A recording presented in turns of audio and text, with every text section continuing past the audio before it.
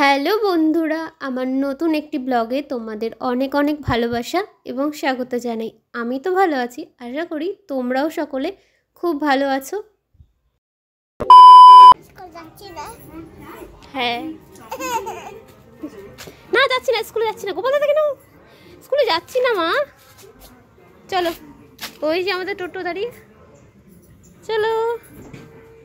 আমার মাম্মা আগে রেডি হওয়ার কথা শুনলে এত খুশি হতো, আর এখন তার এমন অবস্থা হয়ে গেছে স্কুলে ভর্তি হওয়ার পর, মানে এখন যদি তাকে বলি যে চলো রেডি হও আমরা কোথাও বেরোবো, সে তো রীতিমতো ভয় পেয়ে যায়, ভাবে যে তাকে হয়তো ধরে বেঁধে স্কুলে নিয়ে যাচ্ছি।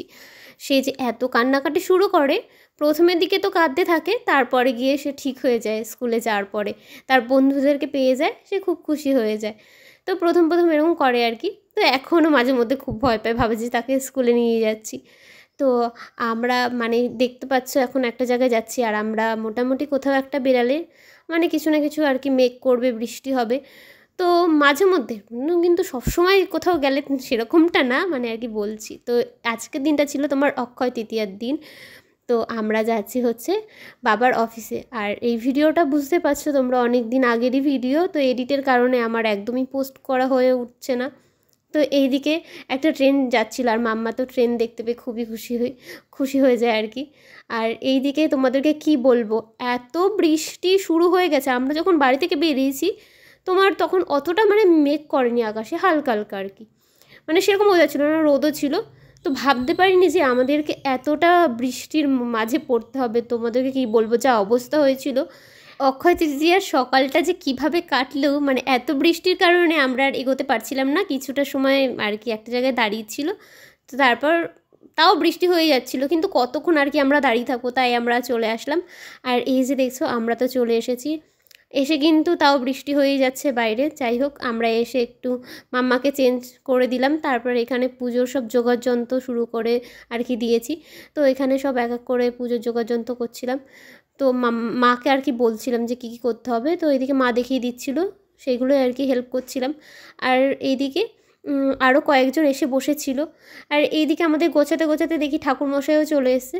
তো এইদিকে দেখছো এখন মানে লক্ষ্মী গণেশ ঠাকুর আর কি বসানো হচ্ছে, এখন পুজো করা হবে। আর এইদিকে তো সৌরভ আগে থেকেই অফিসে এসে বসেছিল, পুজোর যা যোগাড়যন্ত্র আর কি লাগবে পুজোর, ও সব জিনিস এক এক করে এনে রাখছিল। আর এইদিকে তোমরা দেখতে পাচ্ছ সবই আর কি পুজোর যোগাড়যন্ত্র করা কমপ্লিট হয়ে গেছে। আর এদিকে তো আমরা আর কি সকাল থেকে সবাই মোটামুটি না খেয়েছিলাম, কিন্তু মাম্মাকে খাইয়ে এনেছিলাম। কিন্তু আমরা কেউ আর কি পুজো করছি না, পুজো করছে হচ্ছে সৌরভ, বাবা আর বাবার অফিসের একটা বন্ধু। তো এই তিনজনই আর কি পুজো করছে। আর সকালবেলা যা বৃষ্টির মধ্যে আমাদেরকে পড়তে হয়েছিল, আমি তো এসে চেঞ্জ করিনি, আমার সেই আর কি জাম ভেজা ছিল। আর এদিকে মা চেঞ্জ করেছিল, মাম্মা বাবা মানে মা বাবা ওরা তো সবাই পুরোই একদম ভিজে গেছিলো। আর এইদিকে দেখছো যে দিদি মানে রাই ওরা সবাই চলে এসছে, আর এই যে আমাদের পুজো শুরু হয়ে গেছে। তো এইদিকে সৌরভও চলে এসছে। আর এই যে সৌরভও চলে এসছে বলছি তার কারণ ও হচ্ছে আবার বেরিয়েছিল পুজোর কি লাগবে তাই আর কি।